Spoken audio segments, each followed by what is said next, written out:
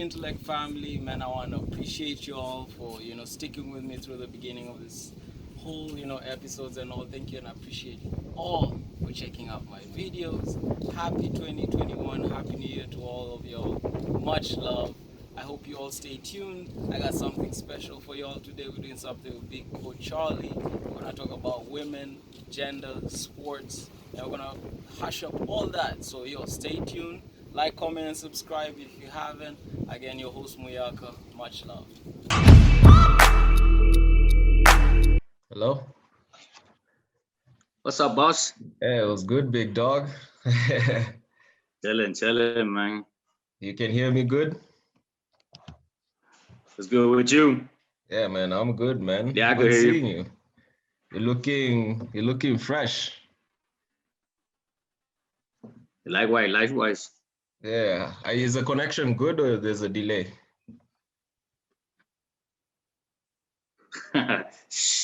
Looking all this white hair.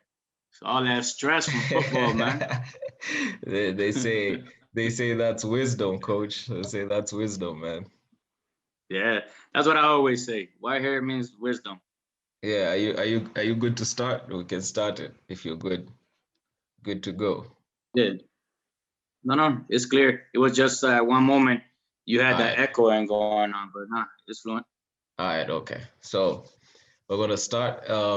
What's good, Intellect family? So today I have a special guest for y'all.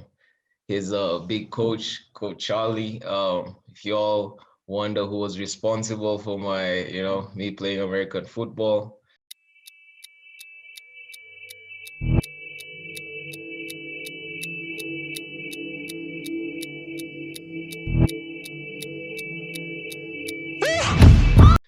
he's a guy who kind of told me I could play, and I never actually even thought I could do it. So he's a guy responsible for kind of giving me the confidence to tell me that a sport that I'd never practiced, that it was possible for me to do it.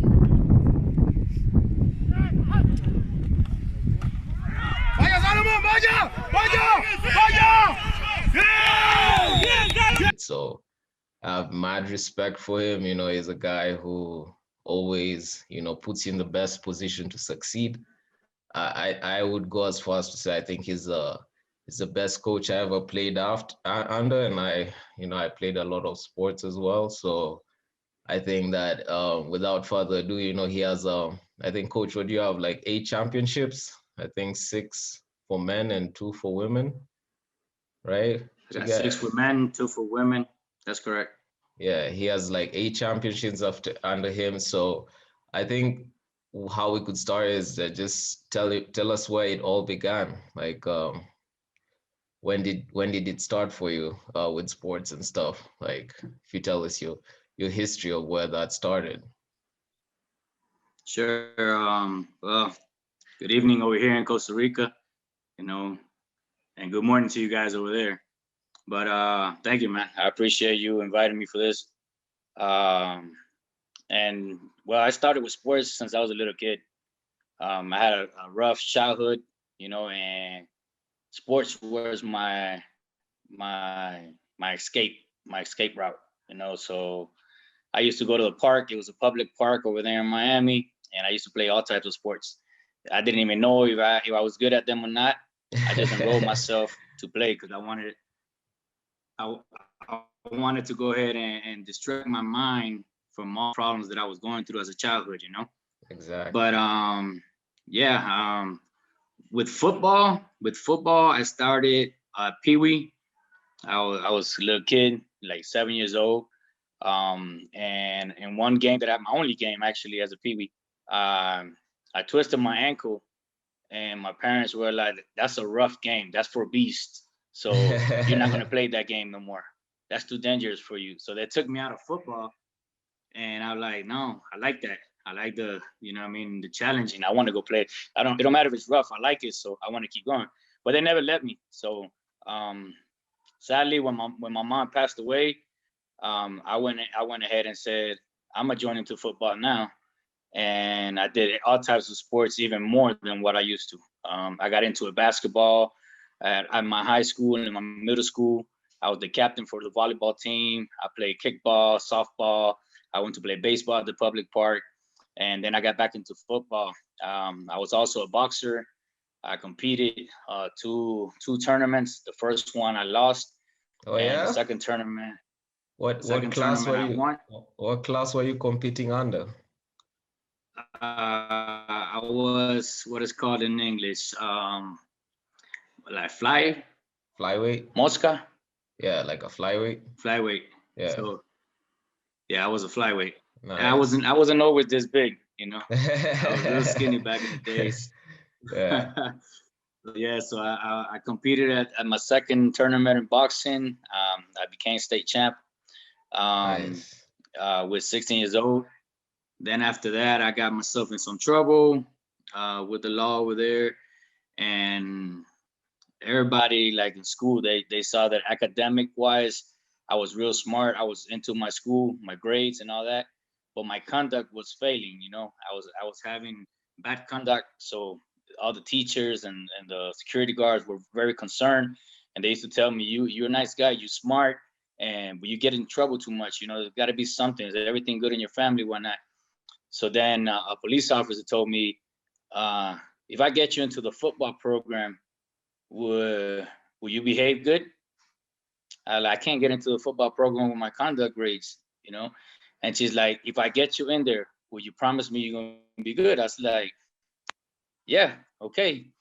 So she took me to coach. I met coach over there. They explained my situations, and they gave me a tryout. And I was waiting for that all my life, you know, go get back into the football field. So Yeah. once I put them pads in the helmet, I went crazy. I used to play tight end at that time. Oh, you play tight So end? I went That's crazy, and crazy. I That's played tight crazy. end in So high you school. got hands, coach. You got hands like for boxing and for catching. Oh, yes, sir. Yes, I do. I didn't know that, man. I'm getting to know Yeah, this now. Nice. yeah, man. So I was a tight end. Then I played for half a season. I played as a fullback because the fullback that we had, they got injured, so they swapped me to fullback. But my main position was tight end. Nice. Then after that, like I was so good, but then I got in trouble again. So I fell off the train and I got locked up. I did something stupid when I was a kid, and I paid for my mistakes. Let's say like that. Yeah. Then I got out, and I decided it was time for me to break. So I looked for another route. I left the United States and I came to Costa Rica. And over here there was no football. All we had was just soccer. You know what I mean? I Yeah, used to play yeah. basketball at the Savannah Park where I met you at. Yeah. And but then we used to be a bunch of friends coming to the Savannah, and we used to throw the football around. I Yeah. had a friend of mine that I used to chill with him at work, and he was like, "We're gonna go throw the ball around. You wanna come?" I'm like, "Yeah." So every Sunday it was just mandatory for us to go there. And all of a sudden, old man named Raham, he came there and said, "If I offer you guys a professional league, will you get players and build teams?" Yeah. I'm like, "Absolutely." You know what I mean? So it was actually a scam. It was not a professional league. He lied to us. He made money from us. But hey, it started football. So in a way, we got to thank Exactly. him anyways, you know, because it Yeah. started a sport. And from there, I was playing. I was a player. We didn't have enough coaches. So I was a captain since day one on the team that we started, Bulldogs, right? Yeah. And Yeah.